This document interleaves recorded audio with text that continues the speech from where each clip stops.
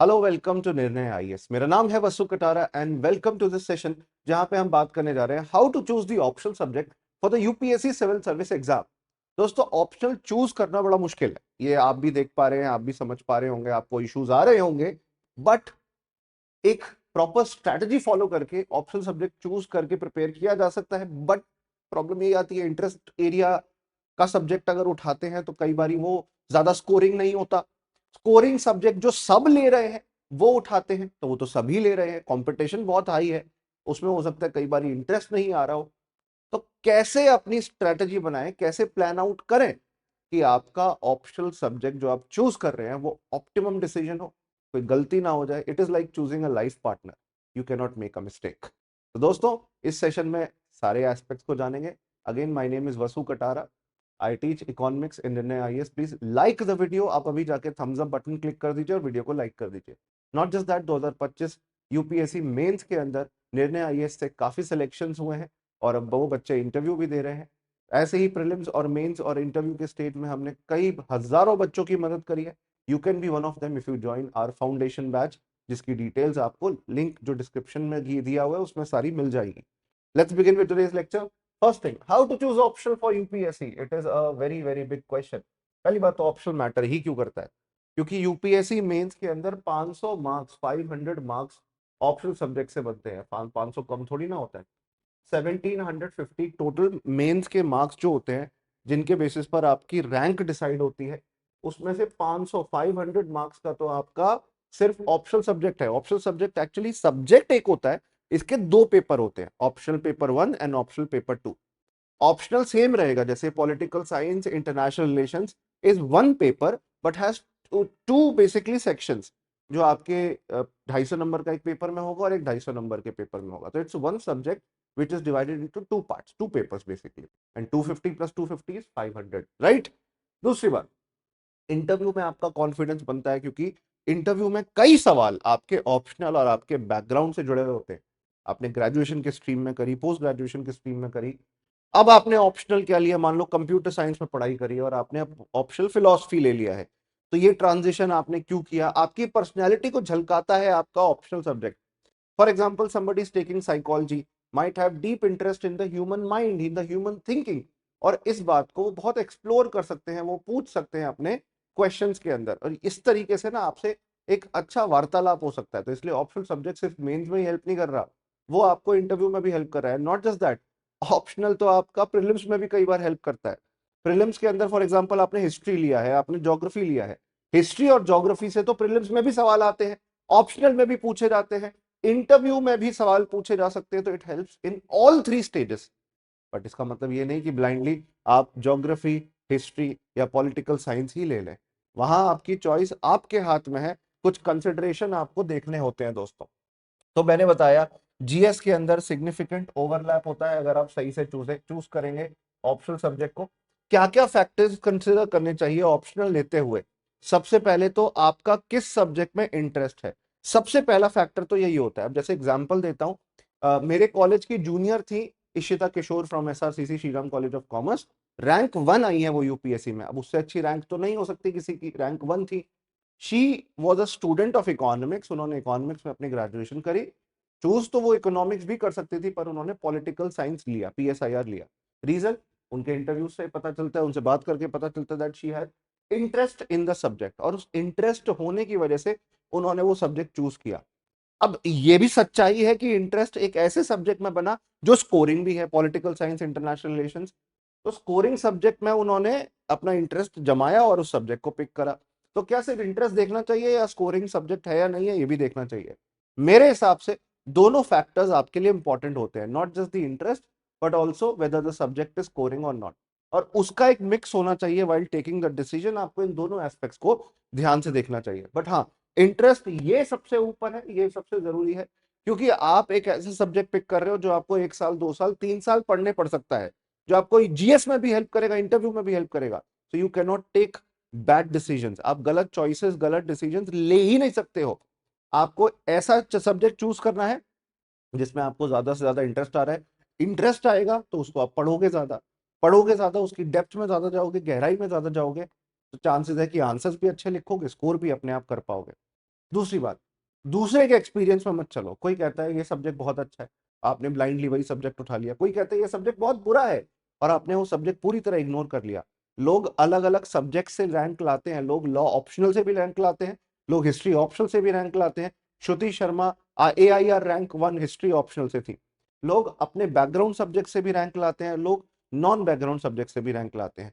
तो सबसे पहले तो देखो इंटरेस्ट किस में है, दूसरा आपका बैकग्राउंड क्या है। जैसे अब किसी ने कॉमर्स पढ़ा है ग्रेजुएशन में, तो उसके लिए पॉसिबल चॉइस यही है कि वो कॉमर्स ही कंटिन्यू करे, अपने ऑप्शन सिलेक्शन को करके ऑप्शनल पिक करके कॉमर्स में ही पेपर दे। इकोनॉमिक्स पढ़ा है बैकग्राउंड में तो इकोनॉमिक्स में ही दे, मैथ्स पढ़ा है तो मैथ्स में ही दे। राइट, आप समझ पा रहे होगे मेरा लॉजिक, क्योंकि आप 3 साल कम से कम लगा चुके हो अपने ग्रेजुएशन के अंदर। ग्रेजुएशन या पोस्ट ग्रेजुएशन आपने की हुई है, उस सब्जेक्ट के आप पॉसिबली एक बेसिक नॉलेज तो रखते ही रखते हो, बल्कि एडवांस नॉलेज भी रखते हो। वहां पे आपका बैकग्राउंड सब्जेक्ट बहुत मैटर करता है। आपकी एकेडमिक्स जिस सब्जेक्ट में हुई है वो बहुत मैटर करता है। लोग सिविल इंजीनियरिंग लेते हैं क्यों? क्योंकि उन्होंने सिविल इंजीनियरिंग करी है। इलेक्ट्रिकल इंजीनियरिंग सब्जेक्ट लेते हैं क्योंकि उसमें उन्होंने पढ़ाई करी है। लोग फिजिक्स लेते हैं क्योंकि उसमें उन्होंने पढ़ाई करी है।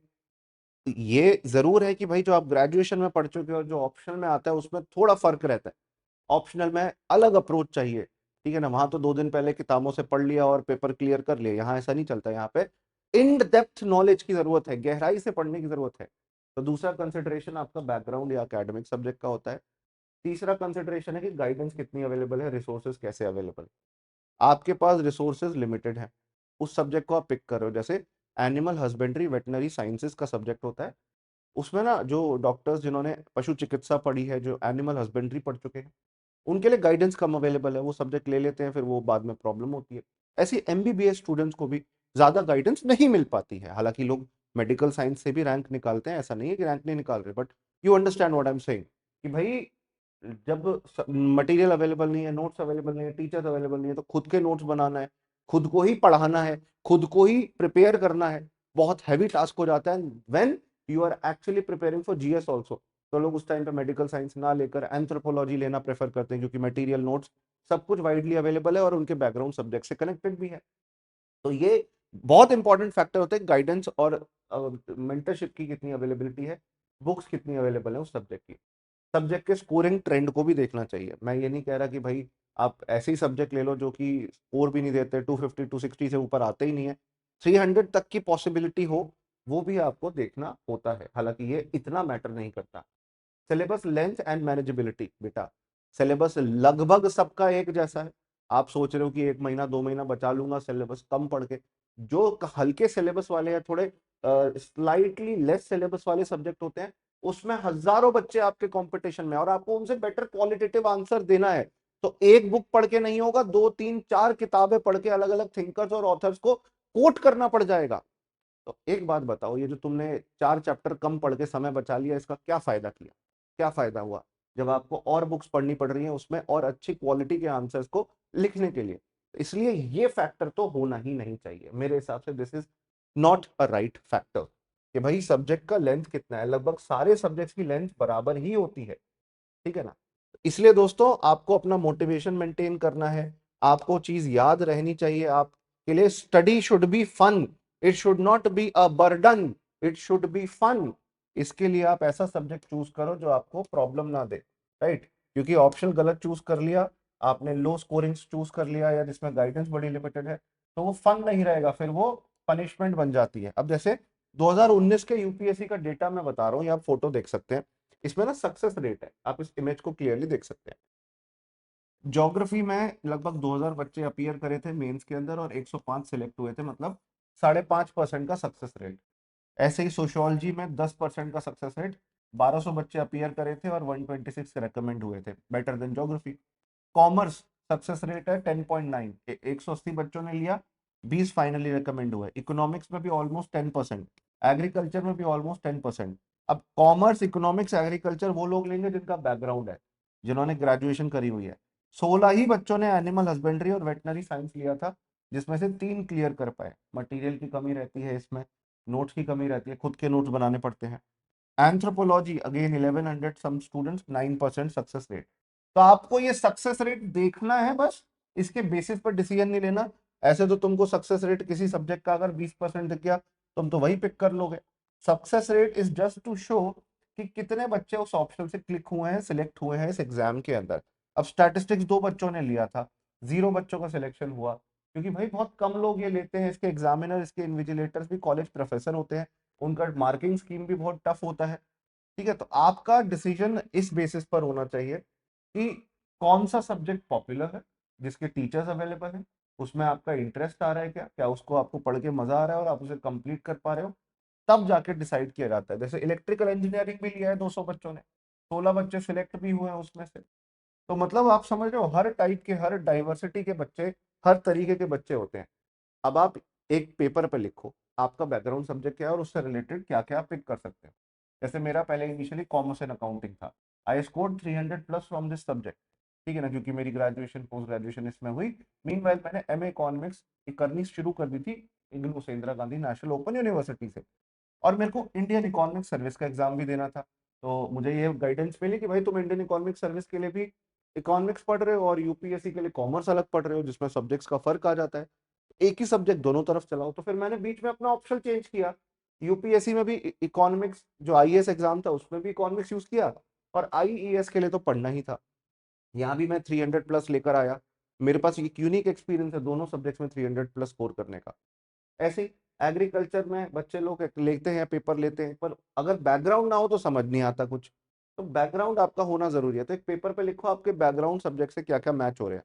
मान लीजिए आपने बीए करी है और आपने हिस्ट्री पढ़ी है, पढ़ी तो आपने सोशियोलॉजी या पीएसआईआर भी है, तो इनमें से कौन से पॉसिबल चॉइस आपकी हो सकती है। आपको कम से कम टॉप 5 चॉइसेस तो पिक करनी होंगी बेटा। आर्ट्स के सब्जेक्ट अगर आपका जैसे कंप्यूटर साइंस है, कोई बैकग्राउंड नहीं है किसी आर्ट के सब्जेक्ट में, तो आप यहाँ पे आर्ट्स के सब्जेक्ट देख सकते हैं जिसमें आपको अच्छा लगेगा, मन लगेगा पढ़ के। राइट, मैथ्स भी है, बहुत सारे ऑप्शन है, आप देखो आपको क्या अच्छा लगेगा। सब्जेक्ट्स क्या आपने क्लासिफिकेशन देख लिया कि टॉप 5 चॉइसेस क्या हो सकती है। दूसरा होता है आपका, उनके आपको प्रीवियस ईयर क्वेश्चंस देखने। जैसे फॉर एग्जांपल मैंने कॉमर्स डिसाइड किया कि मैं लूंगा, इस बेसिस पर मैंने प्रीवियस ईयर क्वेश्चंस देखे मेंस के, और मैंने कहा ये तो मैंने पढ़ा हुआ है, काफी हद तक 50% चीजें तो मेरे ग्रेजुएशन के सब्जेक्ट से ही जुड़ी हुई हैं। हाँ, मैं अभी रिकॉल नहीं कर पा रहा हूँ, याद नहीं कर पा रहा हूँ कि ग्रेजुएशन कंप्लीट हुए टाइम हो गया, बट ये मैं सॉल्व कर सकता हूँ, कॉन्फिडेंस आया क्वेश्चंस देखकर। तो प्रीवियस ईयर क्वेश्चंस देखो, हिस्ट्री, सोशियोलॉजी, जिसको भी पिक करना चाहते हो, पिछले 10 साल के मेंस के क्वेश्चंस तो देखो ही देखो। उससे क्लैरिटी मिल जाएगी कि चूज करना है कि नहीं करना है इस सब्जेक्ट को। ठीक है, ये आपका नेक्स्ट डिसीजन होना चाहिए। उसके बाद उस सब्जेक्ट को जिसको आपने चूज किया है, एक दो तो चॉइस बनी होंगी, उसके डेमो देखो। डेमो देखने के बाद आपको क्लियर हो जाएगा कि ये सब्जेक्ट आप चूज करना चाहते हो, इसके अच्छे टीचर्स अवेलेबल हैं, ये टीचर्स अच्छे से पढ़ा पा रहे हैं कि नहीं पढ़ा पा रहे हैं। उसके बेसिस पर दोस्तों आप फाइनली डिसाइड कर पाते हैं कि आपको ये सब्जेक्ट पिक करना है, नहीं करना। टॉपर्स को सुनिए, टॉपर्स के इंटरव्यू सुनिए, उनके सब्जेक्ट्स क्या थे, नोट्स देखिए, उन्होंने उनके पास खुद के नोट्स उनके बनाए हुए हैं, किसी इंस्टीट्यूट के नोट अवेलेबल हैं, टीचर्स अच्छे अवेलेबल हैं दोस्तों। राइट, तो आइडियल ऑप्शन यही होता है जिसमें आपका इंटरेस्ट भी हो, जो स्कोरिंग भी हो, जिनके रिसोर्सेज और मटेरियल भी अवेलेबल हो। अगर आप इन तीनों फैक्टर्स को कंसिडर करके ऑप्शनल पिक कर पाते हो, तो आप प्लीज बी रेस्ट अश्योर्ड, आप विश्वास करिए मेरा, यूपीएससी में आपकी जर्नी बहुत सुखद होने वाली है, ना कि दुखद। This is the final recommendation from my side. Please choose top 3, top 5 optionals. Read the previous year questions. Watch the demo videos. Watch topper videos. Check if notes are available. Check whether you are able to understand the notes. Check whether you have interest in it. And if it is a scoring subject, scoring कैसे पता चलता है? Scoring का मैंने आपको दिखाया कि कितने परसेंटेज सिलेक्शन हो रहे हैं, सक्सेस रेट लगभग सबका एक जैसा ही है। राइट, तो ये तो आप कंसिडर अभी करो ही मत, आप सिर्फ देखो रिसोर्सेज और इंटरेस्ट आपका उस सब्जेक्ट में है नहीं है। अगर ये किसी सब्जेक्ट में अलाइन हो रहा है, pick that subject, start studying it. Optional is a very big commitment, लगता है 6 महीना साल पढ़ने में, समझने में और अपने आंसर्स की क्वालिटी एनहांस करने में। एंड इन एनी केस आप अगर खुद से भी तैयारी करो तो आंसर राइटिंग तो आपको करनी पड़ती है, किसी एक्सपर्ट से आंसर चेक कराने पड़ते हैं, जो इसको सब्जेक्ट का एक्सपीरियंस है। उससे आप एक्सपीरियंस इंसान से अपने आंसर्स चेक कराओगे, तभी आपके अच्छे क्वालिटी ऑफ आंसर्स बनेंगे। तो you require mentorship, you require guidance. With this, I want to say thank you for watching the video. See you all in the next one. And please like the video, जरूर से like कर दीजिएगा। आप हमारे course का भी part बन सकते हैं दोस्तों, जिसकी सारी डिटेल्स लिंक में डिस्क्रिप्शन में दी गई है। आप प्लीज लिंक पर जाके क्लिक करें and get all the details about our course. Good luck, जय हिंद, जय भारत।